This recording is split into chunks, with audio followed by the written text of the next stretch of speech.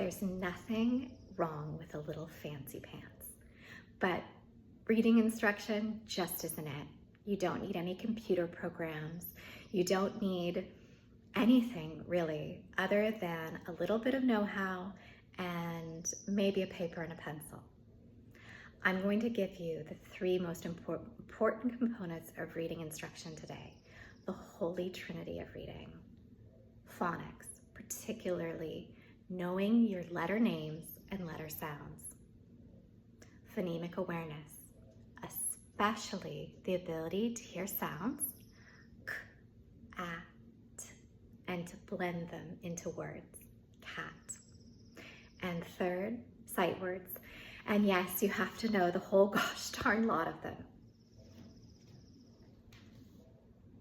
It isn't always easy to learn something new, but this is actually really very simple. And being able to feel confident teaching your pre-reader, your beginning reader, is a gift that I hope you'll be able to take away from this series of videos. In another video, we went over all of the letter names and sounds, and I used my child's crusty placemat to do it. So if you haven't watched that video and you'd like a refresher, go find the video that has this in it. There's one that's slightly longer that has a few little extras in it, and then there's one that is simply the letter name and the short sound. Both of them are relatively short, but one of them is something you can come back to just when you have forgotten maybe one of the sounds, like a really common one. What does R say? Is it ra, which you hear teachers say sometimes, or is it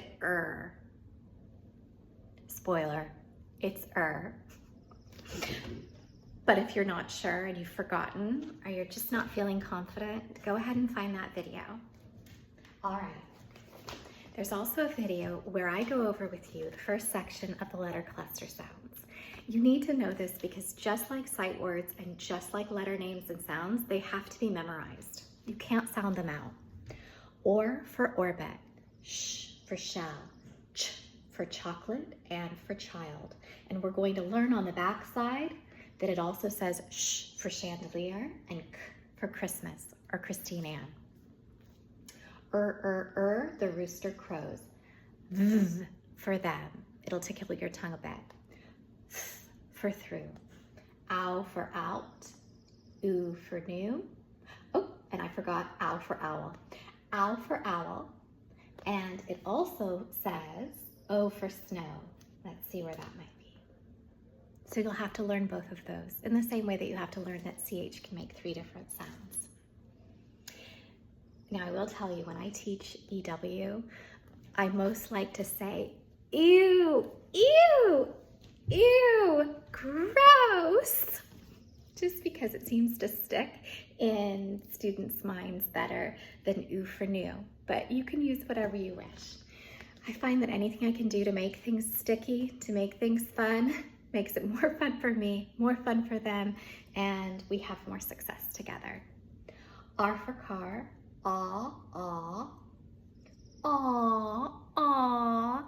You can show how you rock the baby, aw, aw. You can look at their sweet little face and go, aw, aw. And there are 2 clusters that make that sound, AW and AU. And then ing, ang, ong. Those are important and they show up all the time. Oi for toy, oi for oil, and so fun to say. The O brothers. They're a little naughty. They're a little cheeky. They're a little rough. They break rules. Sometimes when the O's get together, oh gosh, those brothers. Ugh.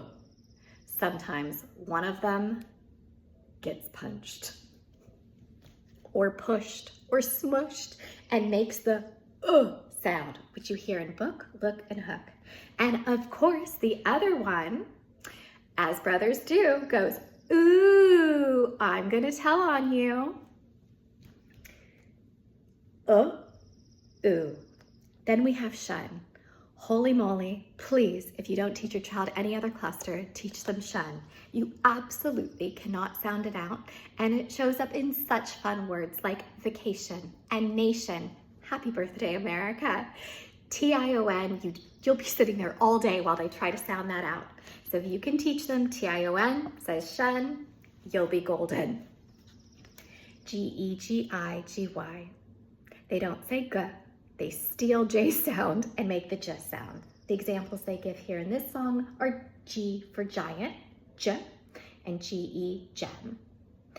C-E-C-I-C-Y, and I like doing it like this, C-E-C-I-C-Y, add a little sass, because these letters are sassy.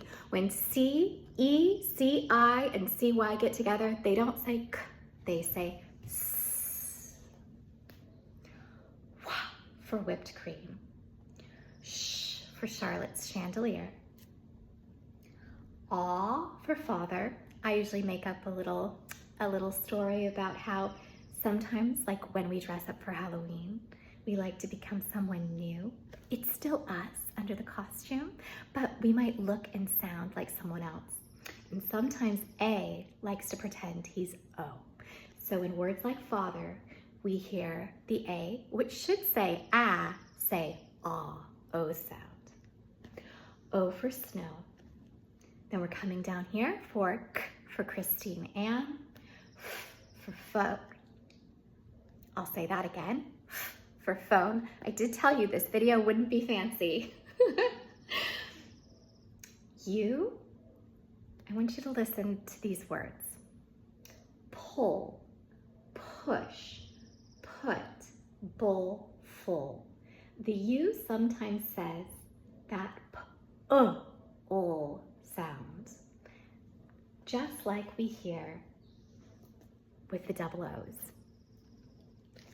It can also say ooh, like we hear with the double O's.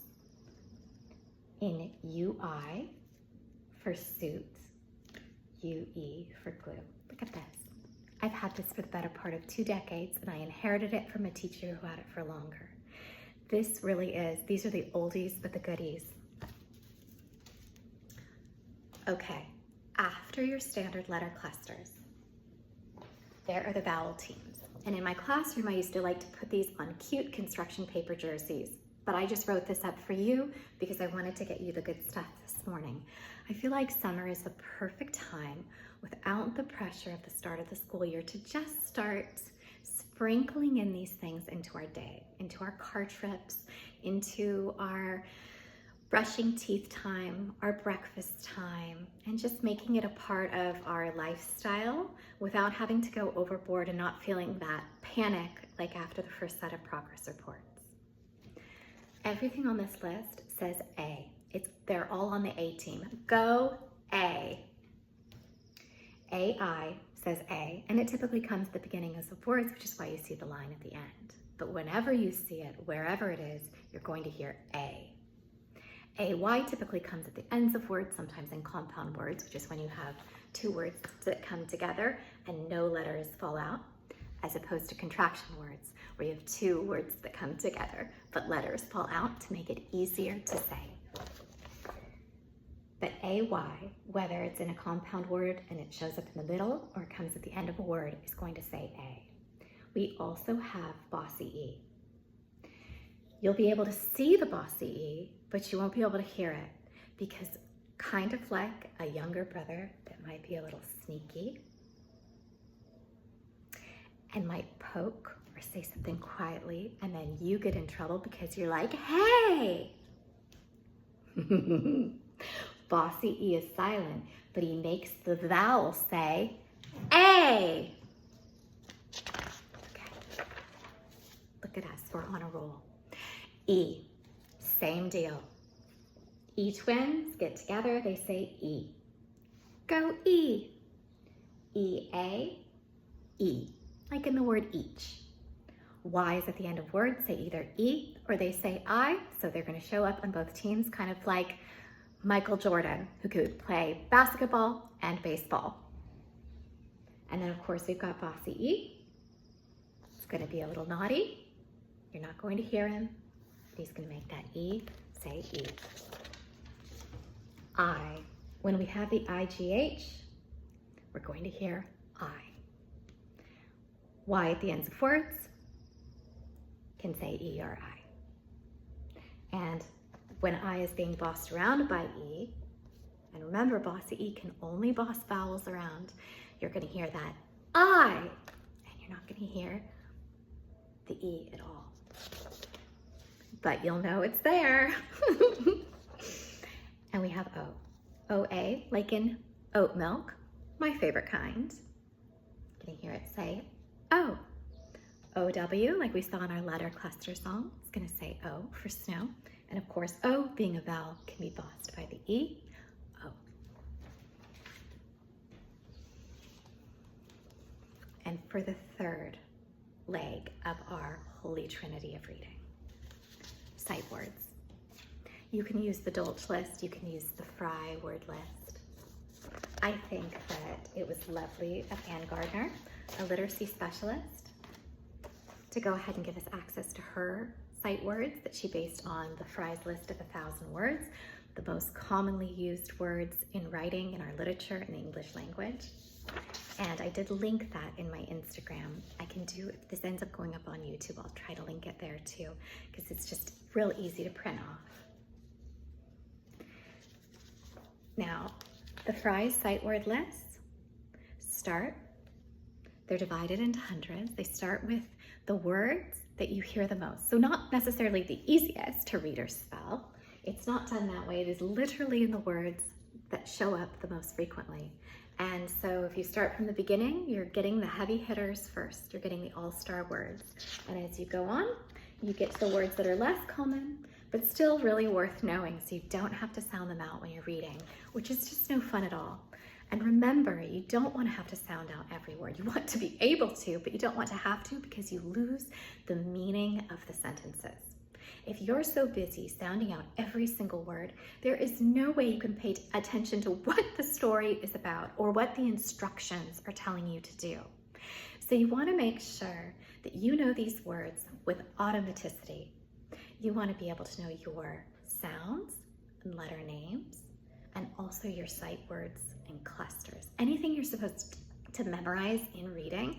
I know this seems intuitive, but the truth of the matter is you want to know it in 3 seconds or less. You want to see the word. I'm sure I have a word card here somewhere. You want to see the word, and within 1, 2, 3, know this is the word that. Or again, it's just going to slow you down too much. And you need to be able to put the words together fairly quickly, because that's how you'll understand at the end of the word what the sentence said. If you're paying so much attention to each individual word that by the time you get to the end, you have no idea what the author was trying to tell you. That's just no fun at all. And I do want to say one thing. I think I have it. I'll be right back.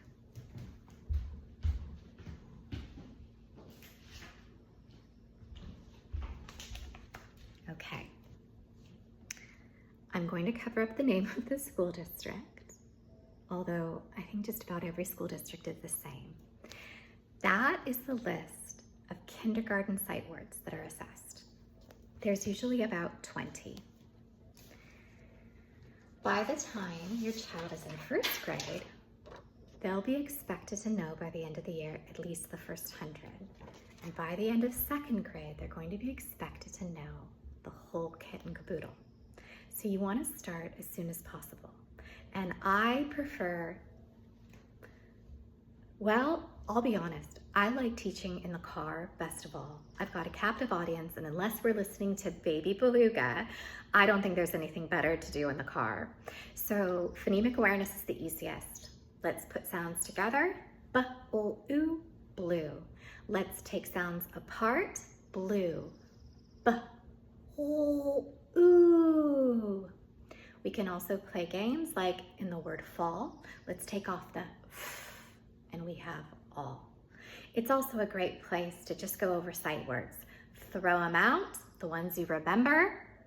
Throw back a Ziploc baggie with words on index cards. None of this has to be fancy or complicated. I've already lost my word card, which is probably what would happen if you brought them in the car too. But I really think it's fine. I don't think it matters really. The point is just to see them a lot. The more you see them, the more comfortable you'll be. And I think that's really worth something. So that by the time you get to school, you've got a backpack, a full toolkit of experience, messing with words, paying attention to words, seeing what you see. It's like a treasure hunt. What do you see in this word? Let's highlight it. Let's underline. Let's muck it up. Let's put a little heart over the heart words, the words we want to know by heart, those high frequency sight words. What do you see? Let's get in there and muck it up. And the more you do that, the more ownership you feel over words, and the more on your way you are to becoming a reader. And that is something that parents can give their child. And homeschool mama and papa bears, you take it the extra mile and have both taken on the responsibility of doing all the work parents do at home, plus acting as their school teacher. And that is such a gift for your children. And it's so important that you feel comfortable with direct, explicit reading instruction. So I'll give you as much as I can here on my channel, because to be honest, it's really my legacy. And teaching my own children to read was a joy. I think my first child enjoyed it more than my second. Thank God for wonderful teachers in the classroom, because my second wasn't especially interested in learning to read from me, but was quite happy to learn from his lovely teachers. Each child is different, but if I can give you something that makes your journey a little smoother, if we can unruffle some feathers and iron over some wrinkles and just help you feel better about raising a reader, then I can't even tell you. It just gives me happy tears thinking about it. Very best of luck, readers, and come back for more content. If there's something here that feels like a hug, I'm sure you know you're very welcome to watch these videos as many times as you like. And I'll post more specific content about different things, and we'll continue to support our readers as they grow. But the Holy Trinity of reading is really the foundation. And if you build your house on a strong foundation, we all know when the wind blows, it'll still stand. Thanks so much, and have a most wonderful, most summery, most light and bright week.